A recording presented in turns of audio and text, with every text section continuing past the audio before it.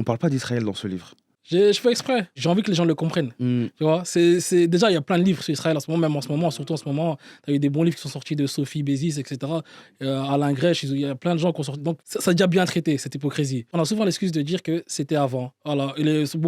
Beaucoup de Français disent oui, mais ok, on a fait ça, mais c'était avant. Tout ce que je décris dans ce livre, tout ce qui s'est passé, on peut l'observer en direct en nous à notre télé. Ouais, c'est comme dans la dernière partie, tu fais le parallèle entre l'Allemagne et justement, voilà, et j'allais revenir sur ça par rapport à Léopold II. Tu vois, Léopold II, il a plein de statuts, il a fait plus de morts qu'un Adolf Hitler. Et c'est quoi la différence? Pourquoi c'est ce double traitement?